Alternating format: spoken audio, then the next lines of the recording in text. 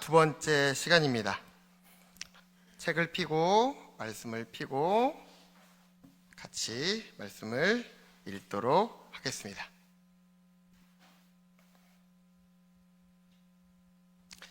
지난 시간에 열왕기하 말씀을 나눴는데 혹시 기억나시는 부분이 있으신가요? 열왕기 상하는 분열 왕국의 이야기를 담고 있기 때문에 많은 왕들도 나오고 그 기록이 왔다 갔다 하기 때문에 강의하는 저도 매번 읽을 때마다 너무나도 헷갈립니다. 그래서 옛날에 성경 입시 고사할 때 그때 왕들의 이름을 적고 공부했던 기억이 나는데 요번에 공부하면서 더 그 깊은 은혜를 나눌 수 있었습니다. 오늘도 부담감을 덜어놓고 같이 말씀의 은혜를 나누는 귀한 시간 되기를 간절히 소망합니다. 그리고 이번 시간으로 끝나는 것이 아니라 그 다음 시간에 어떤 시간이 있을까요? 열왕기 상하가 있고 역대 상하가 있습니다. 우리 교회에서 가장 명강의를 진행하시는 김선영 목사님께서 또 반복적인 그 유다 왕들의 스토리를 한 번 더 언급해 주실 것이기 때문에 오늘은 빈칸을 채우신다고 생각하시고 부담감을 덜고 한 번 듣고 두 번 듣게 되면 더 쏙쏙 기억에 남으실 것입니다. 오늘 책은 90페이지를 먼저 한번 열어보도록 하겠습니다. 책 90페이지를 열어보면 뭐가 있나요? 화면을 보여주시면 열왕 도표가 있습니다. 북이스라엘과 남유다가 언제 분열이 되었죠? 9시 몇 분일까요? 9시 31분 주전 931년 저기다 동그라미 쳐주시면 아마 더 외우기 좋으실 것입니다. 동그라미 딱 쳐서 931년 여로보암 1세와 그 다음에 르호보암이 이렇게 해가지고 남유다와 북이스라엘로 분열되게 되었습니다. 그렇다면 북이스라엘에는 몇 명의 왕이 있었을까요? 남유다보다 한 명이 적은 19명의 왕이 있었습니다. 그리고 남유다에는 20명의 왕이 있었습니다. 근데 밑에 보면 남유다하고 그 다음에 별표하고 뭐라고 써있죠? 선한 왕 8명이 있습니다. 북이스라엘에는 하나님의 말씀 가운데 선하다고 언급된 왕이 한 명도 없었는데 남유다에는 몇 명이 있었을까요? 8명의 왕이 있었다는 것입니다. 다른 것은 다 있더라도 이 8명이 누군지만 기억해도 열왕기 상하 말씀을 잘 이렇게 같이 따라간 것입니다. 한번 누가 있는지 한번 첫 번째부터 읽어보겠습니다. 시작. 아사, 여호사밧, 요아스, 아마샤, 우시야, 요담, 히스기야, 요시야가 있습니다. 이렇게 8명의 선한 왕들이 하나님의 말씀으로 개혁하며 하나님 보시기에 기쁜 삶을 살아갔다는 것입니다. 지난주 열왕기상 12장까지 같이 바라볼 수 있었습니다. 그 가운데 어떤 왕이 가장 기억에 남으시나요? 또 금방 잊혀져 가기 때문에 한번 제가 퀴즈 2문제를 한번 내보도록 하겠습니다. 첫 번째 퀴즈입니다. 아합 집안을 심판한 이스라엘 왕은 누구입니까? 이스라엘 왕 중에 어떤 왕이 하나님의 말씀에 따라 아합 집안을 심판하고 이세벨을 창문에서 던지게 되었습니다. 누구입니까? 두 글자입니다. 이스라엘의 10대 왕이었던 예후 왕입니다. 예후입니다. 예후 왕이 아합 집안을 심판했습니다. 엘리사로부터 기름 부음을 받은 예후는 이스라엘 왕이 되었고 예후는 하나님의 말씀에 따라 어떤 집안인가요? 하나님 앞에서 가장 악한 집안이었던 아합 집안을 심판합니다. 그로 인하여 하나님께서는 예후 이후로 후손 네 대를 왕으로 세우시는데 그 4대가 예후가 왕이 되고 그부터 4대입니다. 여호아스, 요아스, 여로보암 2세, 스가랴가 그렇게 같이 예후 그 왕조를 이루면서 왕이 되었다는 것입니다. 네, 두 번째 문제입니다. 7세에 남유다의 왕이 되었고 성전을 수리하였고 남유다의 선한 왕이라고 평가받는 왕은 누구입니까? 요아스 왕입니다. 박수 잠깐 하겠습니다. 대단하십니다. 요아스 왕입니다. 요아스 왕이 남유다에서 가장 어린 나이에 왕이 된 왕이었습니다.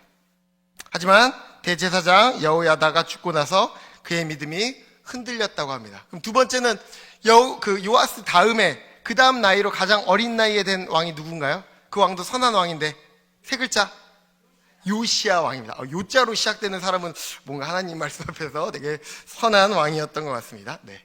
예후 왕하고 요아스 왕, 요시야 왕을 꼭 기억해 주시면 좋을 것 같습니다. 오늘은 열왕기하 13장부터 25장까지의 말씀을 나누면서 남유다와 북이스라엘 왕들의 모습을 한번 같이 보도록 하겠습니다.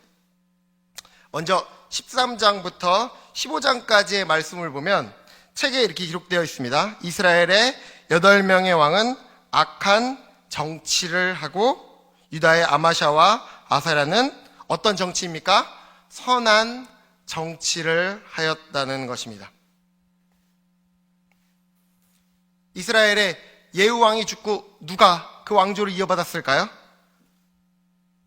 여호 아하스가 그 왕조, 그 뒤를 이어서 왕이 되었다는 것입니다. 하지만 그 기록을 보면 그에 대해서 이렇게 기록하고 있습니다. 여호와 보시기에 악을 행하며 느밧의 아들 여로보암의 죄를 따라가고 거기서 떠나지 아니하였다고 기록하고 있습니다. 여로보암 1세가 세운 금송아지를 섬겼으며 그 죄에서 떠나지 못했던 것입니다. 그래서 성경은 여호아스는 악한 정치를 했다고 기록하고 있습니다. 여호아스가 죽고 나서 누가 왕이 됐을까요? 이스라엘에서 밑에 보면 요아스가 왕이 되었고 그때 누가 죽었을까요? 엘리사가 죽게 되었다는 것입니다. 이스라엘의 요아스 왕이 북이스라엘을 다스리고 있을 때 그때 선지자였던 엘리사가 죽게 되는 그 병에 걸리게 되었다는 것입니다. 하나님의 많은 사역을 하였던 엘리사가 이제 마지막으로 북이스라엘의 왕이었던 요아스에게 이렇게 마지막으로 유언과 같은 말을 남깁니다. 열왕기하 13장 15절에서 19절까지의 말씀을 한번 읽어보겠습니다. 성경책을 펴고 열왕기하 13장 15절에서부터 19절 말씀입니다. 읽어보겠습니다. 시작. 엘리사가 그에게 이르되 활과 화살들을 가져오소서 하는지라. 활과 화살들을 그에게 가져오매 또 이스라엘 왕에게 이르되 왕의 손으로 황을 잡으소서 하매 그가 손으로 잡으니 엘리사가 자기 손을 왕의 손 위에 얹고 이르되 동쪽 창을 여소서 하며 또 열매 엘리사가 이르되 쏘소서 하는지라. 또 쏘매 엘리사가 이르되 이는 여호와를 위한 구원의 화살 곧 아람에 대한 구원의 화살이니 왕이 아람 사람을 멸절하도록 아벡에서 치리이다 하니라. 또 이르되 화살들을 집으소서 곧 집음에 엘리사가 또 이스라엘 왕에게 이르되 땅을 치소서 하는지라. 이에 3번 치고 그친지라. 하나님의 사람이 노하여 이르되 왕이 6번을 칠 것이니이다. 그라였다면 왕이 아람을 진멸하기까지 쳤으리이다. 그런즉 이제는 왕이 아람을 3번만 치리이다 하니라. 이 말씀은 어떤 의미가 있을까요? 요아스의 믿음 없음을 지적하고 있는 것입니다. 엘리사는 요아스에게 이 화살은 여호와를 위한 구원의 화살이라고 말하면서 동쪽 창을 열고 그 화살을 쏘라고 말하고 있습니다. 그리고 또 한 번 그 화살로 땅을 치라고 명하는데 요아스는 몇 번 칩니까? 땅을 향해서 3번 쳤다는 것입니다. 엘리사가 요아스를 향하여 이 화살은 구원의 화살이라고 분명하게 말하였는데 요아스는 간절한 마음을 가지지 않고 적어도 5번에서 6번 정도를 치면서 그런 그들과의 전쟁에서 하나님께서 나를 구원해 주실 거라는 간절한 마음을 가지고 쳤어야 되는데 그 마음 가운데 하나님을 의지하는 마음, 하나님을 신뢰하는 마음이 없었다는 것을 지금 엘리사가 지적하고 있는 것입니다. 이 모습은 요아스가 하나님을 의지하지 않는 마음, 즉 절박한 마음이 없었다는 것을 의미하는 장면입니다. 그 후에 엘리사가 죽었는데 그곳에서 어떤 기적이 일어났습니까? 엘리사의 죽어있는 묘실에 시체가 닿으니 그 시체가 다시 살아나게 되었다는 것입니다. 이 사건의 의미는 엘리사가 죽었음에도 하나님의 말씀은 이루어지며 하나님께서 여전히 일하신다는 것을 의미하고 있습니다. 열왕기하 13장 25절 말씀을 보면 엘리사의 예언처럼 요아스가 베나닷을 3번 쳐 무찌르고 이스라엘 성읍은 다시 회복되게 되었다는 것입니다.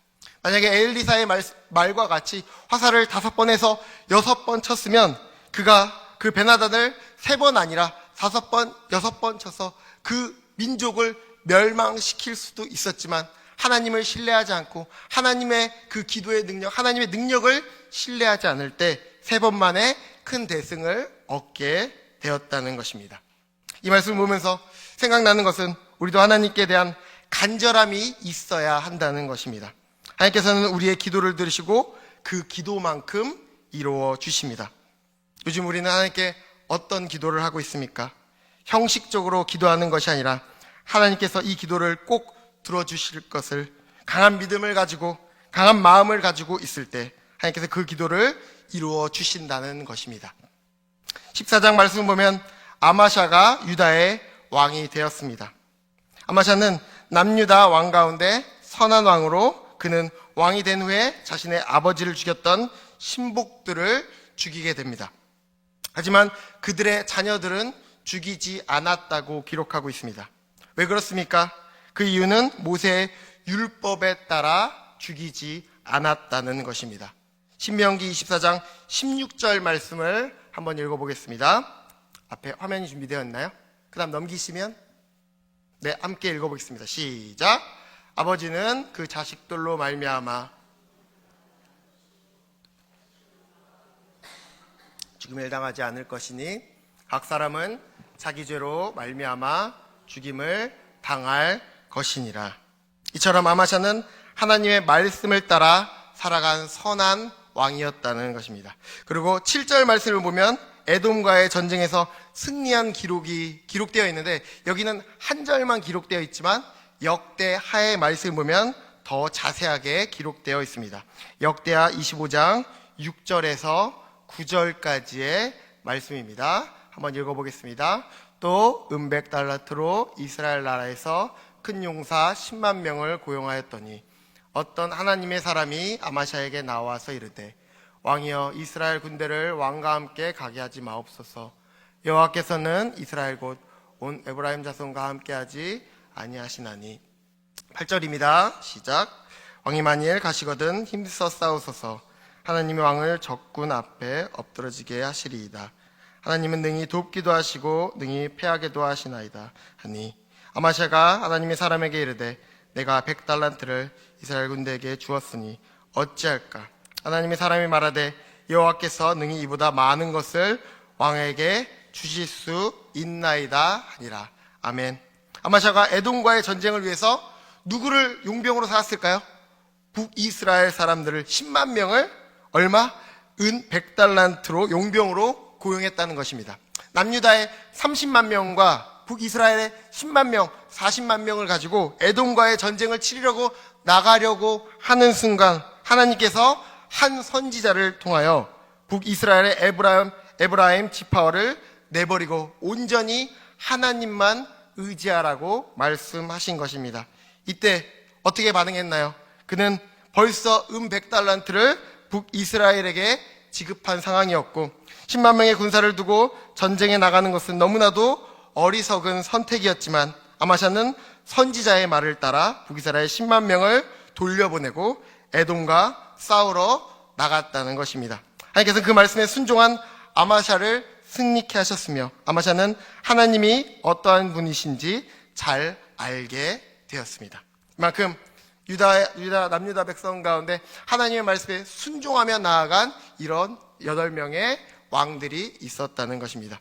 이후에 이스라엘 요아스 왕이 죽고 여로보암 2세가 13대 왕이 되었는데 여로보암 2세는 북이스라엘 역사상 최고로 전성기를 이루었던 왕이었습니다.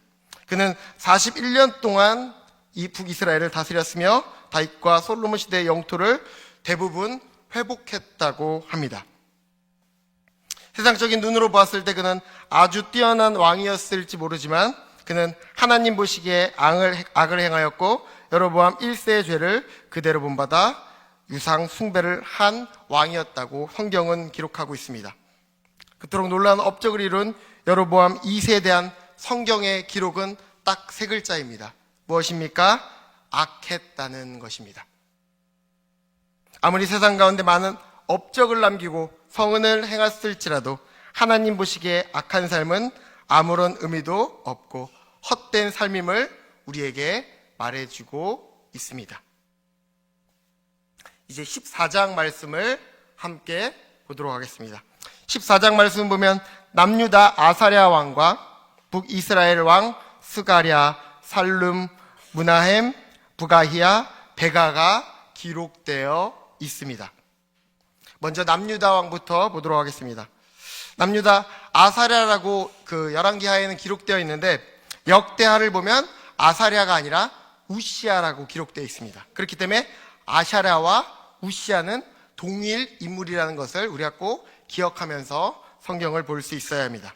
그는 16세에 왕이 되었고 무려 52년 동안 남유다를 통치한 두 번째로 오랫동안 통치한 왕이 되었습니다. 그렇다면 남유다에서 가장 오랫동안 통치한 첫 번째 왕은 누구일까요? 우시야가 두 번째로 오랫동안 통치하였으며 남유다에서 가장 악한 왕이라고 기록되어 있는 므낫세가 55년 동안 통치했다는 것입니다. 55년 동안 므낫세가 남유다를 통치하였고 우시야가 52년 동안 남유다를 통치했습니다. 우시야는 선한 왕이었습니다. 초창기에 너무나도 잘 정치를 하였습니다. 하나님을 경외하고 하나님을 두려워하였으며 가난한 마음을 가지고 남유다를 다스렸을 때 하나님께서 그 인생 가운데 그 나라 가운데 복을 주시고 전쟁마다 승리하게 하셨다는 것입니다. 하지만 그 마음 가운데 교만한 마음이 들어왔을 때 그는 성전 안에서 향을 피웠다고 합니다. 향은 누구만 피울 수 있습니까? 향은 성전 안에서 제사장만 피울 수 있는데 그 마음 가운데 교만한 마음이 들어왔을 때 제사장이 아닌 사울과 같이 자신이 하나님께 제사를 올려드렸던 것입니다. 제사장들이 그를 말렸지만 그는 제사장들의 말을 듣지 않았다고 합니다. 역대하 26장 18절부터 19절에 이렇게 기록하고 있습니다. 역대하 26장 말씀을 화면으로서 같이 한번 읽어보겠습니다. 시작. 우시야 왕 곁에 서서 그에게 이르되 우시야여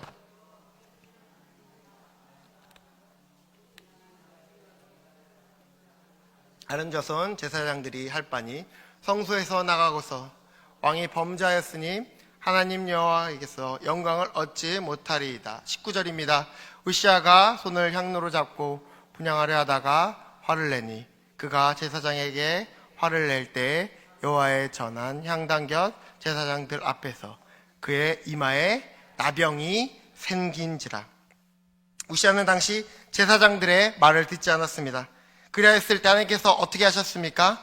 그 이마에 나병이 걸리게 하셨다는 것입니다. 하나님을 경외하지 않은 그 원인이 나병으로서 나타나게 된 것입니다. 그는 성전에서 쫓겨나게 되었으며 죽을 때까지 나병이 치유되지 않았다고 성경은 우리에게 말해주고 있습니다. 우시야는 자신의 아버지 아마샤의 모든 행위로 여호와 보시기에 정직히 행하며 하나님께서 그의 인생을 형통케 하셨지만 하나님을 경외하지 않을 때 나병을 통해서 하나님께서 벌하셨다는 것입니다. 이 말씀을 보며 잠언 1장 7절 말씀이 떠오릅니다. 잠언 1장 7절 말씀입니다.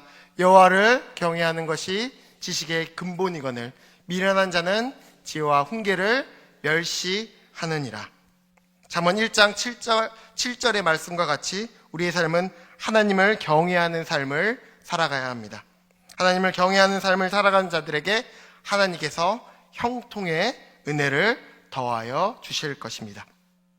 이제 북이스라엘의 여로보암 2세 이후에 어떤 왕이 있었습니까? 스가랴, 살룸, 무나헴, 부가히야, 베가가 차례로 왕이 되었다고 기록하고 있는데 그들은 그들의 아들이 왕이 되었던 것이 아니라 반역과 반란으로 인해서 세워졌던 왕이었습니다. 그들을 성경은 이렇게 설명하고 있습니다. 북이스라엘의 왕들의 이름이 적혀 있고 그 뒤에 꼭 이 말씀이 있는데 여호와 보시기에 악을 행하여 이스라엘로 범죄하게 한 느밧의 아들 여로보암의 죄에서 떠나지 아니하였다는 것입니다. 그들은 여호와 보시기에 악을 행하였으며 느밧의 아들 여로밤 1세의 죄에 따라서 금송아지를 섬겼다는 것입니다. 이제 그들은 느밧의 아들 여로보암이 누군지도 모를지 모릅니다. 하지만 그들은 하나님이 아닌 금송아지를 섬겼으며 어쩌면 그 금송아지를 섬기는 것이 죄라는 것도 잊어버리는 순간까지 되어버렸을지 모릅니다.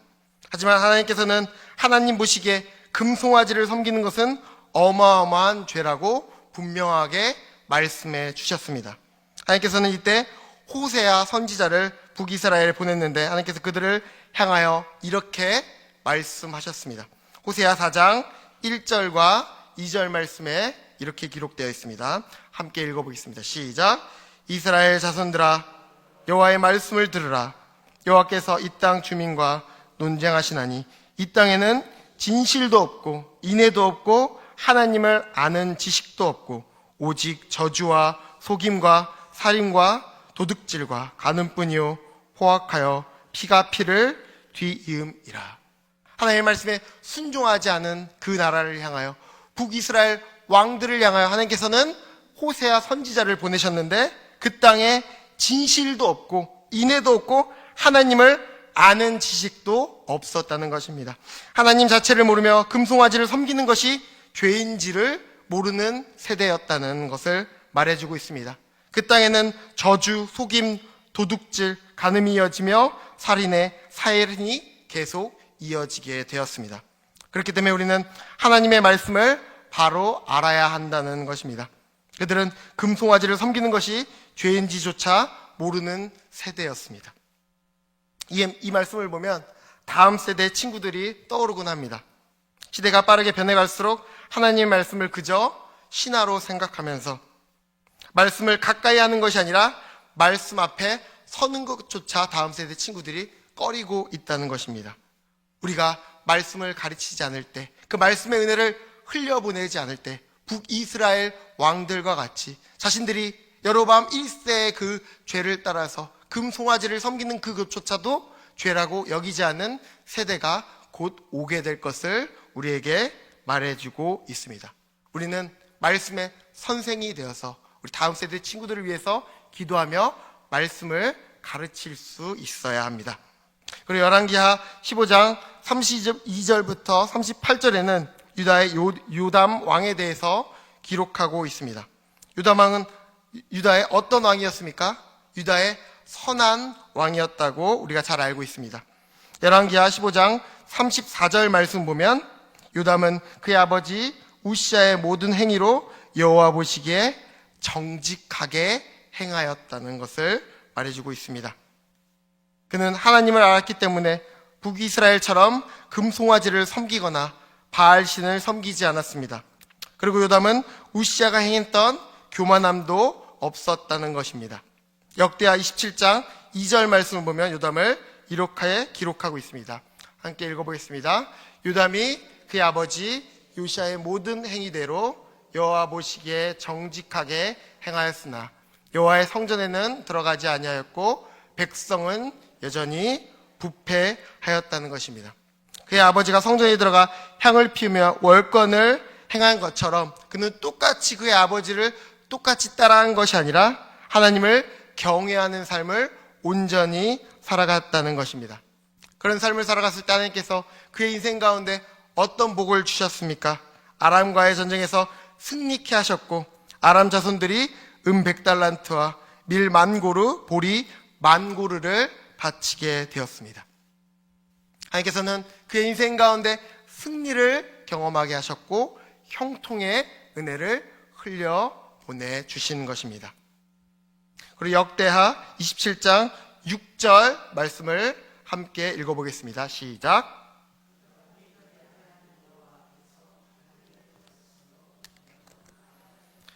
요담이 그의 하나님 여호와 앞에서 바른 길을 걸었으므로 점점 강하게 하셨다는 것입니다. 하나님을 경외하고 하나님의 말씀을 쫓아 살아가는 자들에게 하나님께서 특별한 은혜를 주셨다는 것을 말해주고 있습니다.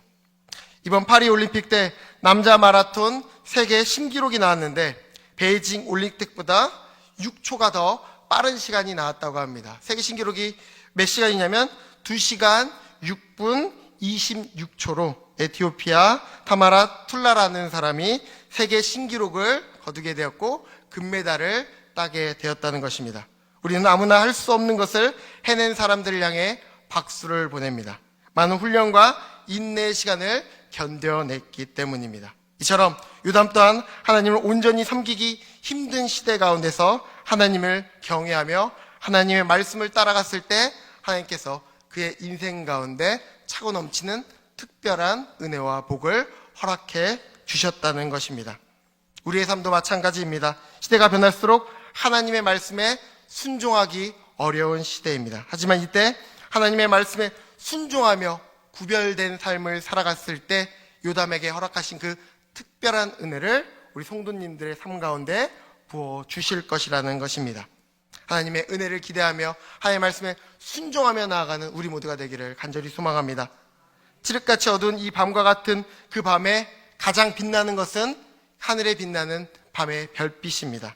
마지막 때를 살아가고 있는 우리 이때 우리가 이 어두운 이 땅 가운데 가장 밝게 빛나며 하나님 말씀에 순종하는 하나님의 자녀가 되기를 간절히 바랍니다. 유다에서 요담의 선한 정치 후에 아하스는 이스라엘의 길을 따라 악한 길을 갑니다.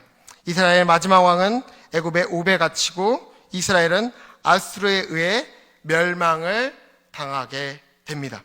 16장 말씀 보면 요담 이후에 아하스가 왕이 되었습니다. 3절 말씀을 보면 그는 이방 사람의 가증한 일을 따라 자기 아들을 불 가운데로 지나가게 하며 라고 기록하고 있습니다. 그는 인신제사를 드릴 만큼 하나님 앞에서 악한 왕이었다는 것을 말해주고 있습니다. 유다 왕 아하스는 우상숭배에 빠지고 이방 사람들의 가증한 일을 본받았습니다.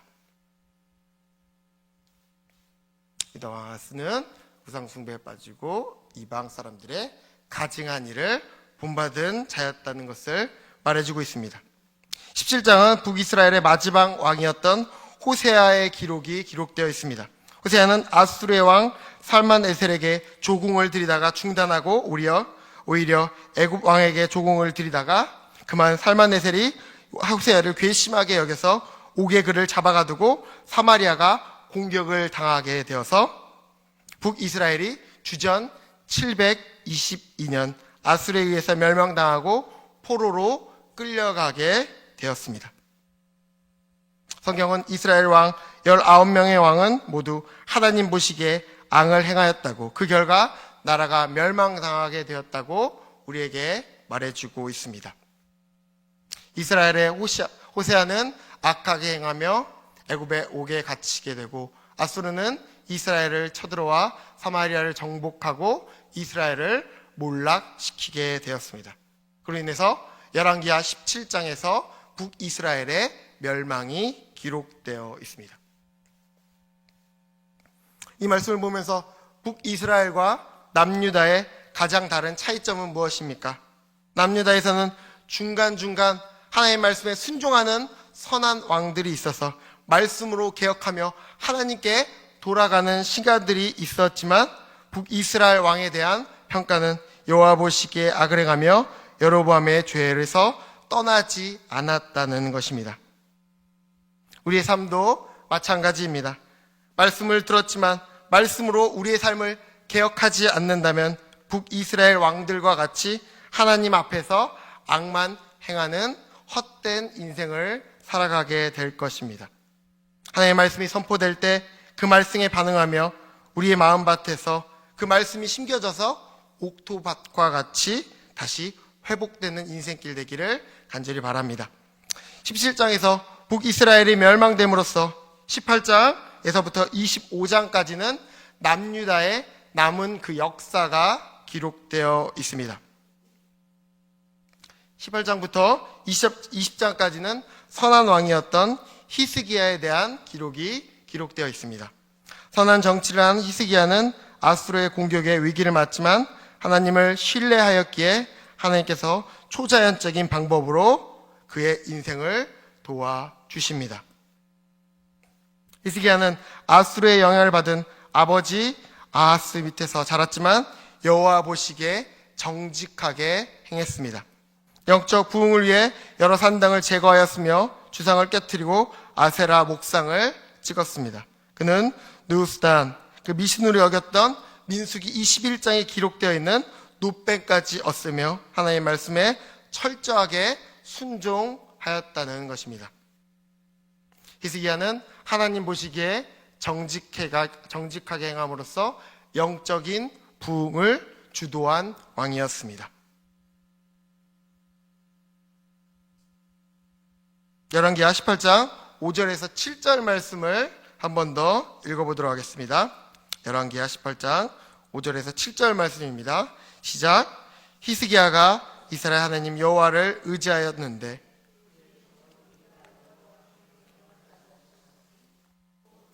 여호와께서 연합하여 그에게서 떠나지 아니하고 여호와께서 모세에게 명령하신 계명을 지켰더라.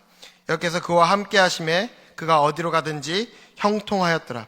저가 아수르 왕을 배반하고 섬기지 아니하였고. 이 말씀 가운데 우리가 어떤 결론을 내릴 수 있습니까? 교훈은 무엇입니까? 한 장 넘겨주시면 하나님에 대한 의지, 절대적인 충성 그리고 순종의 삶의 결과는 형통이라는 것입니다. 여러 왕들의 모습을 보면서 하나님을 의지하고 절대적으로 충성한 그의 인생 가운데 하나님께서 형통의 은혜를 흘려 보내주셨다는 것입니다. 히스기야 자신의 아버지의 인생길, 아버지가 하나님의 말씀에서 어긋난 그 모습을 따라 살아가는 것이 아니라 하나님의 말씀 앞에서 충성된 모습, 철저하게 그 말씀에 순종하였을 때 히스기야의 인생 가운데 하나님의 형통의 은혜를 흘려 보내주셨습니다. 하지만 히스기야 왕 제14년에 아수르 왕 사네립이 공격해오자 히스기야는 여호와의 성전과 왕중에 있는 은과 성전문의 금과 기둥에 입힌 금까지 벗겨서 아수르 왕에게 주게 되었습니다. 히스기야는 인간적인 방법으로 위기를 해결하려고 했으며 아수르는 하나님을 조롱하게 되는 사건이 일어나게 됩니다. 히스기야는 조공으로 아수르의 마음을 돌이킬 수 없다는 것을 깨닫고 오직 이 문제를 해결할 수 있는 분은 하나님이시라는 것을 깨닫게 되었습니다. 이사야 선지자는 하나님께서 아수르 왕을 물러가게 하실 것이며 본국에서 그가 죽게 될 것이라고 예언도 했습니다. 그 말씀이 열왕기하 19장 35절에서 37절까지의 말씀 가운데 기록되어 있습니다. 함께 읽어보겠습니다. 시작. 이 밤에 여호와의 사자가 나와서 아수르 진영에서 군사 18만 5천 명을 친지라. 아침에 일찍 일어나 보니 다 송장이 되었더라. 아수르 왕 사네립이 떠나 돌아가서 니누에 거주하더니 그가 그의 신 니누르의 신전에서 경배할 때 아드람멜렉과 사레셀이 그를 칼로 쳐 죽이고 아라랏 땅으로 그들이 도망하며 그 아들 에살 핫돈이 대신하여 왕이 되었다는 것을 말해주고 있습니다. 하나님의 사자가 아수르 군사 18만 5천 명을 쳤으며 사네립은 니누에로 돌아가 그 신전에서 아드람멜렉과 사레셀에 의해서 칼에 찔려 죽게 되었습니다. 이사야 선지자의 말처럼 하나님의 말씀이 이루어지고 있습니다. 열왕기하 20장 말씀을 보면 히스기야가 병들어 죽게 되나 기도함으로 수명이 15년 동안 연장을 받게 되었습니다.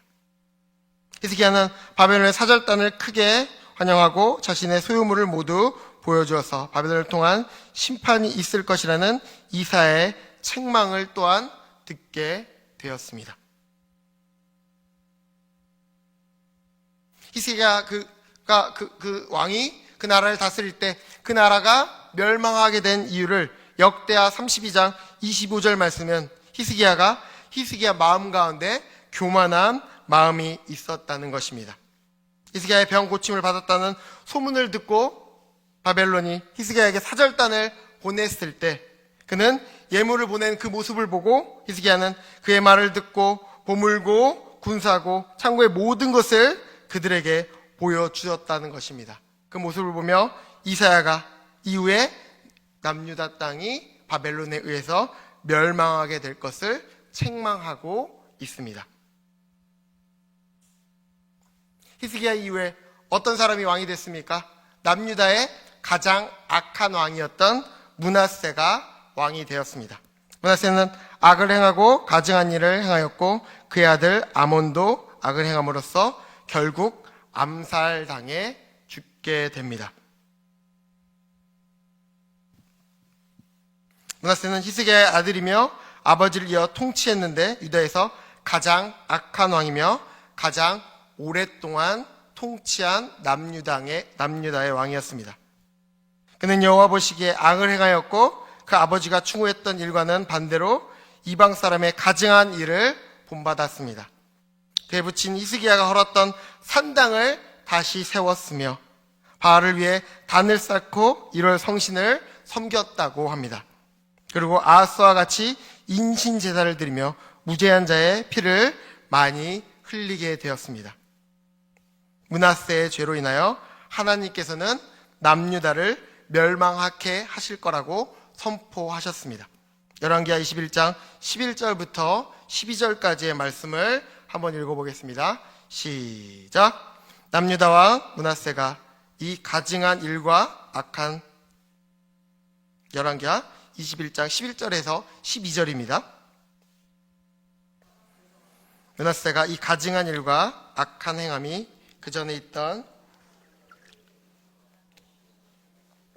또 그들의 우상으로 유다를 범죄하게 하였도다. 그러므로 이스라엘 하나님 여호와가 말하노니 내가 이제 예루살렘과 유다의 재앙을 내리니 듣는 자마다 두 귀가 울리리라. 므낫세 이후에 아몬이 왕이 되었지만 아몬은 자기 아버지 므낫세를 본받아 악을 행하고 신하들의 반역으로 암살을 당하게 됩니다. 22장 말씀을 보면 남유다 왕 가운데 가장 선한 왕 요시야가 그리고 그 다음 왕으로 등극하게 됩니다. 그는 어떤 왕이었습니까? 그는 8세 때 왕이 되었으며 왕위에 오르고 죄에 찌든 나라를 하나님의 말씀으로 개혁하지만 죄의 골은 너무 깊었다는 것을 말해줍니다. 그리고 요시야 왕이 되고 18년째 되는 해에 성전 수리와 보수라는 과정에서 대제사장 hil기야가 율법책을 발견하게 되었습니다. 요시야는 율법책을 듣고 자신의 죄를 깨달아 슬퍼하며 선지자를 청하여 말씀을 듣고 백성들에게 언약책의 모든 말씀을 읽어 우리의 귀에 들리게 합니다. 열왕기하 23장 1절부터 3절까지의 말씀을 읽어보겠습니다. 열왕기하 모든 장로를 자기에게 모으고 이에 왕이 여호와의 성전에 올라가매 유다 모든 사람과 예루살렘 주민과 제사장들과 선지자들과 모든 백성이 노소를 막론하고 다 왕과 함께 앉으라. 왕이 여호와의 성전 안에서 발견한 언약책을 모든 말씀을 읽어 우리의 귀에 들리고 왕이 단 위에 서서 여호와 앞에서 언약을 세우되 마음을 다하고 뜻을 다하여 여호와께 순종하고 그의 계명과 법도와 율례를 지켜 이 책에 기록된 이 언약을 말씀을 이루게 하리라 하며 백성이 다 언약을 따르기로 하니라.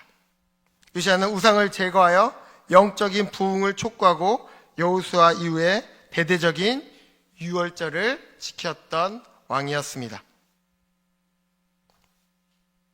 여호수아 이후에 히스기야 때도 유월절을 지켰지만 이렇게 대대적으로 지켰던 왕은 없었다는 것을 말해주고 있습니다. 그리고 열왕기하 23장 25절 말씀을 보면 요시야가 어떤 사람이었는지 우리에게 다시 한번 이렇게 말해주고 있습니다. 23장 25절입니다. 시작. 요시야와 같이 마음을 다하며 뜻을 다하며 힘을 다하여 모세의 모든 율법을 따라 여호와께로 돌이킨 왕은 요시야 전에도 없었고 후에도 그와 같은 자가 없었다는 것입니다. 북이스라엘 왕에 대한 평가는 항상 여호와의 보시기에 악을 행하였다고 말하고 있지만 요시야는 마음을 다하여 뜻을 향하여 힘을 다하여 여호와의 율법을 지켰다고 성경은 말해주고 있습니다. 하나님께서 우리에게 원하시는 모습이 바로 이런 모습이라는 것입니다. 하나님의 말씀 앞에서 마음을 다하고 뜻을 다하고 우리의 인생을 다하여 하나님의 말씀을 쫓으라는 것입니다.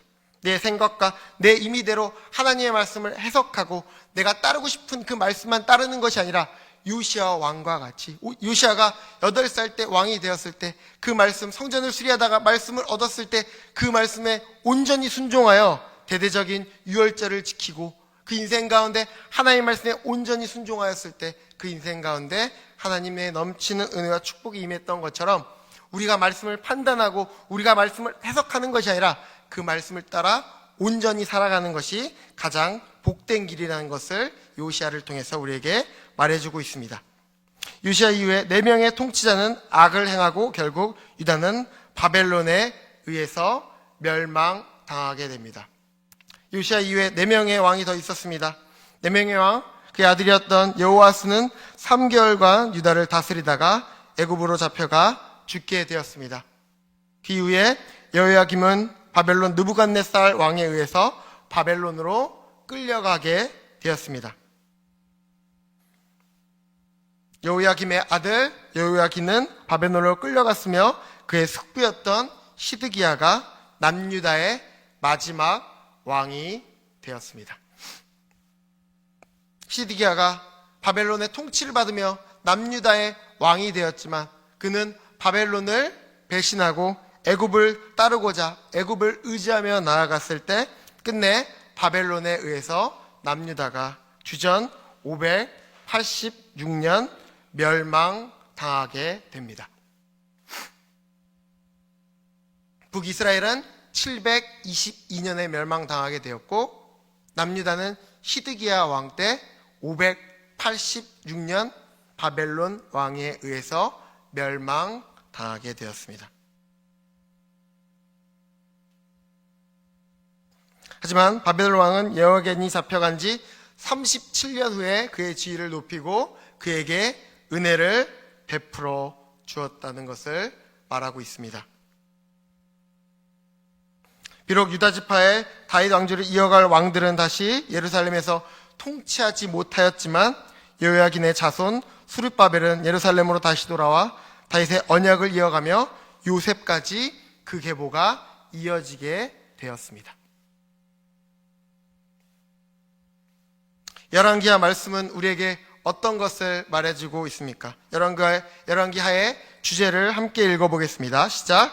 열왕기하의 주제는 북왕국과 남왕국의 패배와 멸망을 말해주고 있습니다. 하나님의 말씀에 순종하지 않을 때 하나님께서 심판하시고 패배와 멸망을 경험하게 된다는 것을 39명의 왕들을 통해 우리에게 말해주고 있습니다. 그 목적은 무엇입니까? 열왕기하는 하나님께서 다윗의 왕국을 세우시겠다고 약속하신 말씀에 대해 신실하신 분임을 보여주기 위해 기록되었습니다.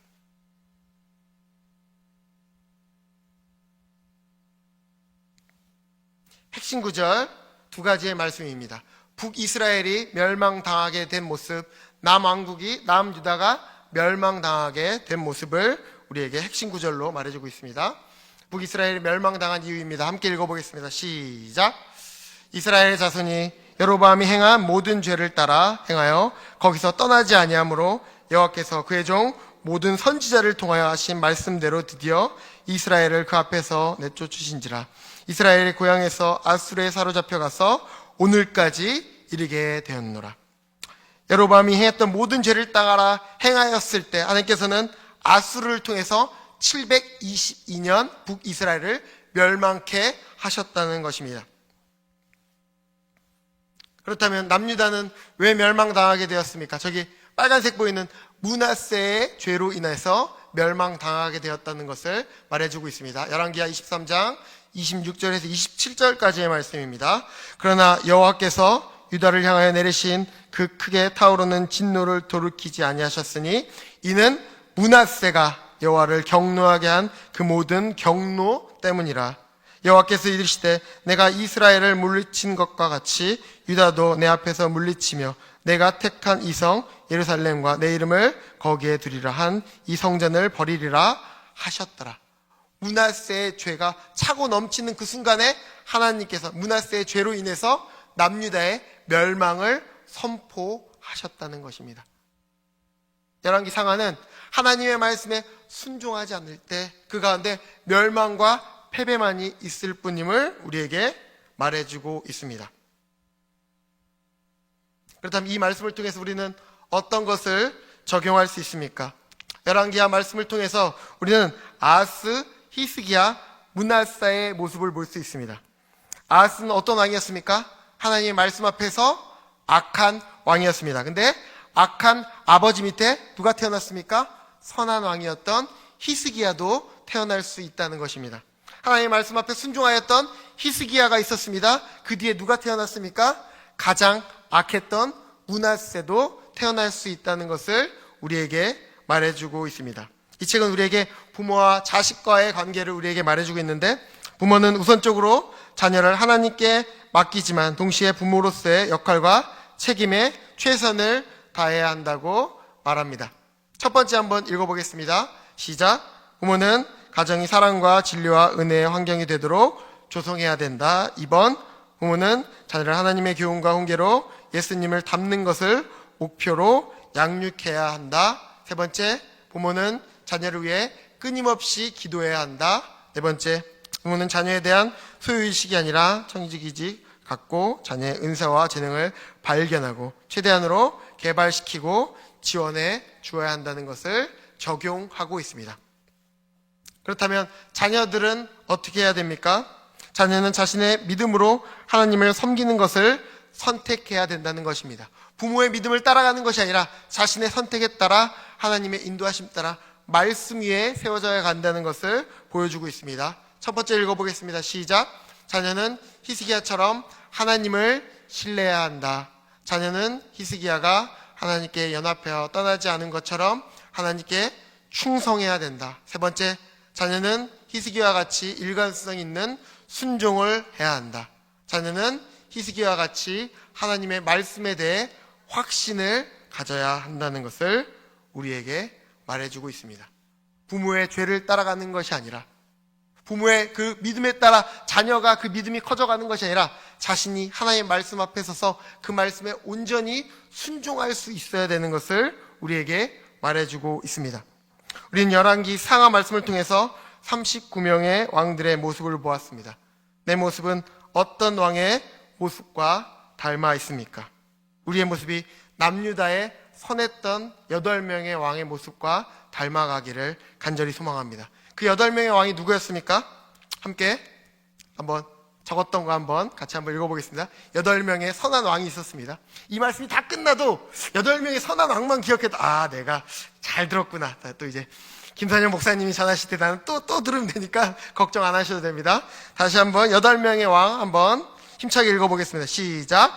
아사, 여호사밧, 요아스, 아마샤, 우시야, 요담, 히스기야, 유시야의 모습을 닮아가는 우리 모든 성도님들 되시기를 예수님의 이름으로 축복합니다. 오늘 말씀을 기억하면서 기도하며 나아가도록 하겠습니다. 사랑의 하나님, 하나님의 말씀에 순종하며 정직하게 살아가는 하나님의 자녀가 되게 하여 주시옵소서. 그 말씀을 따라 살아가는 삶이 가장 복된 삶임을 기억하게 하여 주시옵소서. 함께 기도하며 나아가겠습니다.